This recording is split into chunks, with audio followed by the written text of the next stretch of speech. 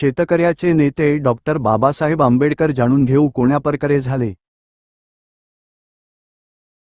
शेतकरी नेते. त्यांचे वडील शेतकरी नव्हते, तेही कधी शेतकरी म्हणून शेतात गेले नाहीत. केंद्रीय मंत्री होऊनही त्यांनी हजारो एकर जमीन स्वतःच्या नावावर करून घेतली नाही. पण शेती सुजलाम सुफलाम व्हावी, शेतकरी सुखी व्हावा म्हणून त्यांनी विविध योजना मांडल्या. दुष्काळ होऊन शेतकऱ्याला आत्महत्या करण्याची वेळ येऊ नये म्हणून नदीजोड प्रकल्प सुचविला. शेतकऱ्याचं हित पाहणारे ते महान शेतकरी नेते म्हणजे विश्वरत्न डॉ. बाबासाहेब आंबेडकर. डॉक्टर बाबासाहेब आंबेडकर यांच्या कार्याचा गौरव करताना त्यांच्यासाठी कायदेतज्ञ, अर्थतज्ज्ञ, धुरंधर राजकारणी, प्राध्यापक, प्राचार्य, तत्त्वज्ञ, भारतीय संविधानाचे शिल्पकार, महान देशभक्त, कामगार नेते, पत्रकार, संपादक, युगनायक, मूकनायक, संसदपटू, शिक्षणतज्ज्ञ, समाजसुधारक, भारतरत्न, विश्वरत्न अशी अनेक विशेषणे वापरली जातात. परंतु कृषीप्रधान असणाऱ्या भारत देशात शेतकऱ्यांचे हित पाहणारे शेतकऱ्यांचे नेते ही बाबासाहेबांची ओळख आणि त्यासंबंधीचे बाबासाहेबांचे कार्य आजही अनेकांना माहीत नाही. शेतकरी सुखी तर देश सुखी असं म्हणणारे डॉक्टर बाबासाहेब आंबेडकर शेतकऱ्यांसाठी काय करतात आणि शेतकऱ्यांच्या हितासाठी काय सांगतात हे शेतकऱ्यांना आणि शेतकऱ्यांच्या पुढच्या पिढ्यांना समजले पाहिजे. ते शेतकरी नेते डॉक्टर बाबासाहेब आंबेडकर त्यांना उमजले पाहिजेत. काळाच्या पुढचा विचार करणारे दूरदृष्टीचे युगपुरुष डॉक्टर बाबासाहेब आंबेडकर यांनी 100 वर्षांपूर्वी 1918 साली शेतीच्या समस्या व उपाय सांगणारे small holding in India and their remedies हे पुस्तक लिहिले. त्यात डॉक्टर बाबासाहेब आंबेडकर शेतकऱ्यांना अनेक महत्त्वाच्या गोष्टी सांगतात. शेतीची वाढत्या पिढीनुसार विस्तारित कुटुंबानुसार सतत होणारी विभागणी ही भविष्यात शेतकऱ्यांना अल्पभूधारक करण्यास कारणीभूत ठरणार आहे, हे डॉक्टर बाबासाहेब आंबेडकर आजपासून 100 वर्षांआधी सांगतात. पूर्वजांकडे शेकडो एकर जमिनी असणाऱ्या शेतकऱ्यांकडे आज केवळ पोट भरावे इतकेच जमिनींचे तुकडे उरले आहेत. आज ते अल्पभूधारक झालेले आहेत. भविष्यात हे असं होईल हेच बाबासाहेब आंबेडकर 100 वर्षांपूर्वी सांगत होते. यावर उपाय म्हणून बाबासाहेब सांगतात, तुमचं एकच मूल शेतीत ठेवा. इतर मुलांना उद्योग, व्यापार, शिक्षण, सेवा क्षेत्रामध्ये घाला, म्हणजे शेतीवरील उपजीविकेचा ताण कमी होईल. जमिनीच्या वाटण्या कराव्या लागणार नाहीत. फक्त शेतीवरच तुमचं पूर्ण कुटुंब अवलंबून राहणार नाही. आज आपण पाहतोय की शेतकरी ओरडताना दिसत आहेत की आम्ही शेती करतो आणि आमची प्रगती होत नाही. दुष्काळ पडला तर आम्हाला खायलाही काही राहत नाही. आत्महत्या करण्याची वेळ येते. मुलंबाळं शिकवायची कशी विचार करा. बाबासाहेब किती दूरदृष्टीचे होते. ते तेव्हाच सांगतात की एक मूल शेतीमध्ये आणि दुसरं मूल उद्योग, व्यापार, शिक्षण, सेवा क्षेत्रामध्ये म्हणजे नोकरीला लावा किंवा व्यवसायात पाठवा. तिथून तुम्हाला नियमितपणे निश्चित ठराविक आर्थिक उत्पन्न मिळेल. हे दूरदृष्टीचे बाबासाहेब आंबेडकर जर आम्हाला कळले असते तर शेतीचं इतकं विभाजन, तुकडे झाले नसते आणि अल्पभूधारक होण्याची वेळ शेतकऱ्यांवर आली नसती. त्याचप्रमाणे याच पुस्तकात डॉक्टर बाबासाहेब आंबेडकर शेतीविषयक इतर अनेक विचार मांडतात. आता आपण पाहतो की अनेक शेतकरी संघटना, शेतकरी पक्ष शेतकऱ्यांच्या शेतमालाला हमीभाव, योग्य भाव मिळावा म्हणून आंदोलनं करतात. योग्य बाजारभाव न मिळाल्याने शेतकऱ्याची पिके कवडीमोल दराने विकावी लागतात. प्रसंगी रस्त्यावर फेकून द्यावी लागतात. कारण विकणे परवडत नाही, योग्य भाव मिळत नाही. डॉक्टर बाबासाहेब आंबेडकर आपल्या या पुस्तकात शेतमालाला योग्य बाजारभाव, हमीभाव मिळावा, तो दर उत्पादन खर्चावर निर्धारित करावा ही संकल्पना 100 वर्षांपूर्वी मांडतात. बाबासाहेब सरकारला पुढे जे सांगतात ते खूप महत्त्वाचे आहे. ज्याप्रमाणे इतर उत्पादन घेणाऱ्या व्यवस्थांना उद्योग, कारखानदारीचा दर्जा आहे, अगदी तशाच प्रकारे शेतीला सिंचन आणि उद्योगाचा दर्जा मिळायला हवा, असा विचार डॉक्टर बाबासाहेब आंबेडकर मांडतात. शेतीला जर उद्योगाचा दर्जा मिळाला तर शेतकरी उद्योजक म्हणून अर्थव्यवस्थेत स्वतःचे स्थान निर्माण करतील, हा विश्वास डॉक्टर बाबासाहेब आंबेडकरांना वाटतो. डॉक्टर बाबासाहेब आंबेडकर 1929 साली शेतकरी परिषद घेतात. बाबासाहेबांची राजकीय व सामाजिक भूमिका आपल्याला माहीत आहेत. पण अस्पृश्यांचा लढा, संवैधानिक कार्य यांच्या पलीकडे डॉक्टर बाबासाहेब आंबेडकरांनी शेतकऱ्यांची शेतकरी परिषद घेतली होती. बाबासाहेबांचं कार्य, भूमिका आमच्यापर्यंत पोहोचलीच नाही किंवा आम्ही ते समजून घेण्याचा प्रयत्न केला नाही. ते बाबासाहेब आता आपण नव्याने समजून घेऊया. तर डॉक्टर बाबासाहेब आंबेडकर यांनी शेतकऱ्यांच्या विविध प्रश्नांना वाचा फोडण्यासाठी, शेतकऱ्यांच्या प्रश्नांवर चर्चा करण्यासाठी आणि शेतकऱ्यांचा आवाज ब्रिटिश सरकारपर्यंत पोहोचवण्यासाठी ही शेतकरी परिषद घेतली होती. तसेच डॉक्टर बाबासाहेब आंबेडकरांनी त्यांच्या आयुष्यात 10 जानेवारी 1938 रोजी विधिमंडळावर जो पहिला मोर्चा काढला, तो पहिला मोर्चा कुठल्याही एका जातीचा, धर्माचा, दलितांचा किंवा अस्पृश्यांचा नव्हता, तर तो डॉक्टर बाबासाहेब आंबेडकरांनी विधिमंडळावर काढलेला पहिला मोर्चा हा शेतकऱ्यांचा होता. खोटी पद्धत बंद व्हावी, शेतकऱ्यांची पिळवणूक थांबावी, शेतीला मुबलक पाणी मिळावे, शेतकरी हिताचे कायदे करावेत, या त्यांच्या मागण्या होत्या. शेतसारा शेतकऱ्यांकडून कशाप्रकारे आकारला जावा याबद्दलही डॉक्टर बाबासाहेब आंबेडकर लेख लिहितात व सरकारला जाब विचारतात.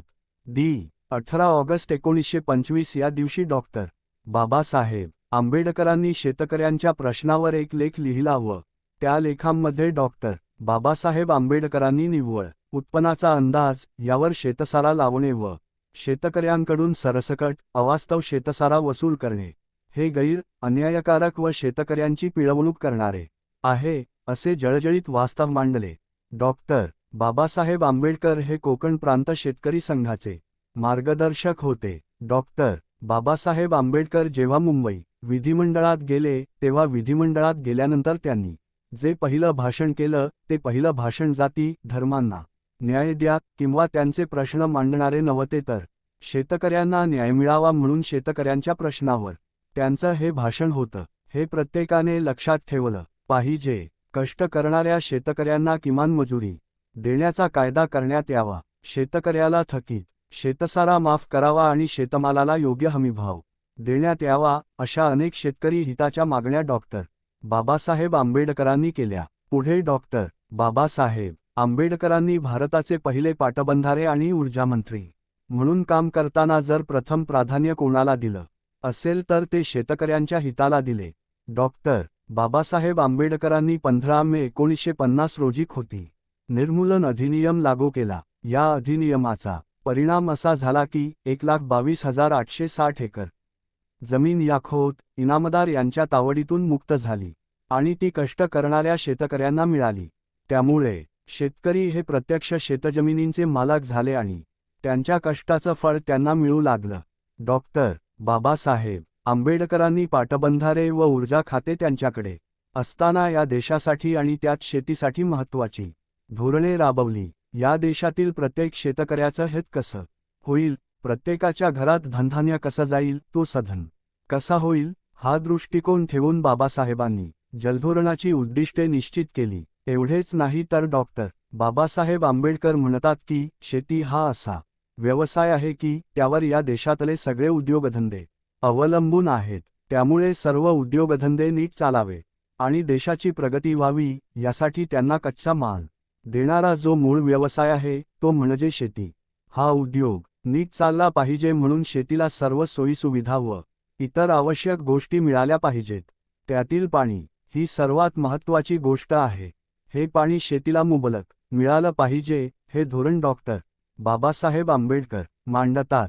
भारतीय जलधोरणांचा पाया घालणारे जलनायक या देशांमध्ये दामोदर खोरे प्रकल्पाचा धाडसी निर्णय पाटबंधारे मंत्री डॉक्टर बाबासाहेब आंबेडकर यांच्या नेतृत्वाखाली घेण्यात आला. त्याचबरोबर या देशात टिकारपार, हिराकुंड, सोननदी, नीरज येथे महानदीवर धरणे उभारले गेली. ती केंद्रीय पाटबंधारेमगरी डॉक्टर बाबासाहेब आंबेडकर यांच्या नेतृत्वाखाली. यासह हैदराबाद, मद्रासमध्ये सरकारमध्ये असणारे विविध मतभेद बाबासाहेबांनी मिटवले आणि तुंगभद्रा धरण, चंबळ नदी प्रकल्प, दक्षिणेकडील अनेक छोटे मोठे प्रकल्प, पंजाब राज्यातील अनेक जलप्रकल्प अशा अनेक जलधोरणाची आखणी आणि या प्रकल्पांची सुरुवात व पूर्तता पाटबंधारे व ऊर्जामंत्री डॉक्टर बाबासाहेब आंबेडकर यांच्या नेतृत्वात झाली. यामुळे संपूर्ण देशातील शेतीला नवचालना मिळाली. शेती उत्पादनात वाढ झाली. शेतकरी संपन्न झाला. शेतकऱ्याला त्यांचे हक, अधिकार व हक्काचे पाणी मिळाले आणि जमिनी हिरव्यागार झाल्या. एक प्रकारे डॉक्टर बाबासाहेब आंबेडकरांनी भारत देशामध्ये आपल्या अभ्यासपूर्ण धोरणांनी, जलविषयक नियोजनाने आणि पाटबंधारे मंत्रिपदाच्या काळातील निर्णयांनी या देशात जल विकासाचा पाया घातला आहे. दूरगामी विचार करत भारतातील जल धोरणांचा पाया घालणारे जलनायक म्हणजे डॉक्टर बाबासाहेब आंबेडकर हे आहेत. आपल्या देशामध्ये अनेक राज्यांत, अनेक प्रांतांमध्ये दर 2-3 वर्षांतर भयानक कोरड दुष्काळ पडतो. पाण्याविना शेती ओसाड होते, शेतकरी उद्ध्वस्त होतो, जनावर मरतात आणि शेतकऱ्यांना मोठे आर्थिक नुकसान होते. त्या आर्थिक नुकसानीतून बाहेर निघताना पुन्हा त्याची पुढची 3-4 वर्षे जातात आणि पुन्हा नव्याने दुसरा दुष्काळ समोर उभा ठाकतो. बाबासाहेब 100 वर्षाआधी ह्या दुष्काळाचा विचार करतात. पाटबंधारे मंत्री असताना डॉक्टर बाबासाहेब आंबेडकर दुष्काळ होऊन शेतकऱ्यांवर जे अस्मानी संकट येत त्यावर आपण कायमस्वरूपी उपाय शोधला पाहिजे असे सांगत नदीजोड प्रकल्प सुचवतात. हिमालयात ज्या नद्या उगम पावतात त्या नद्यांमध्ये बर्फ साठलेला असतो आणि तो बर्फ उन्हाळ्यात उष्णतेने वितळतो. उन्हाळ्याच्या काळात त्या भागामध्ये त्या नद्यांना पूर येतो.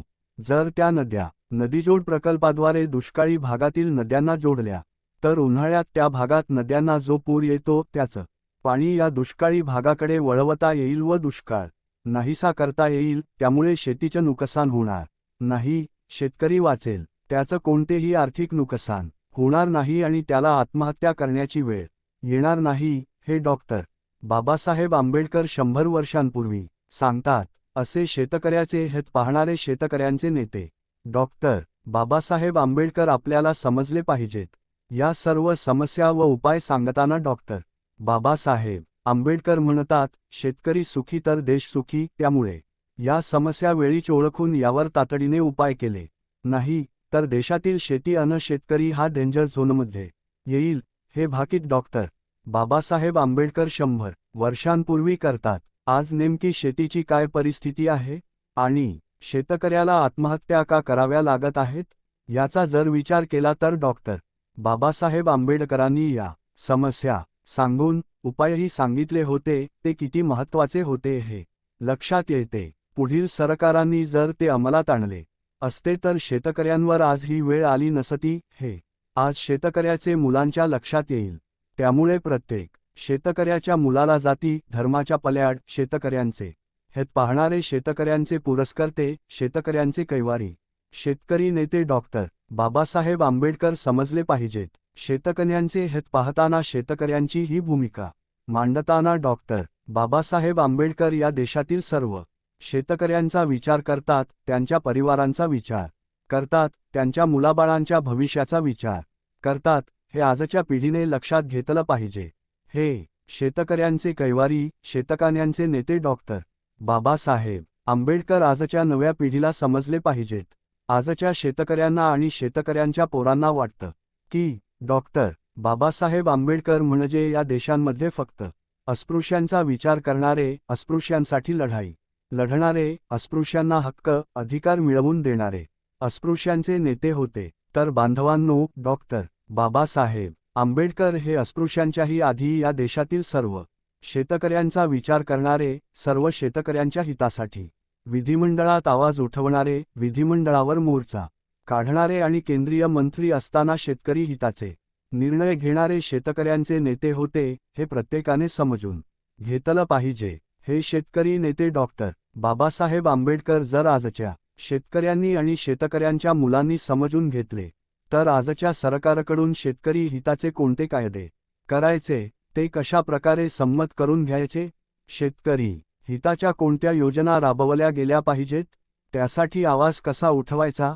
याचे मार्ग नक्की सापडतील. त्यामुळे डॉक्टर बाबासाहेब आंबेडकर यांचे हे शेतकरी हिताचे कार्य, देशाचे शेतकरी नेते म्हणून असणारे कार्य किती महत्त्वाचे आणि देशाच्या शेती व्यवस्थेवर, अर्थव्यवस्थेवर किती दूरगामी परिणाम करणारे आहे, हे आपल्या सर्वांच्या लक्षात येईल.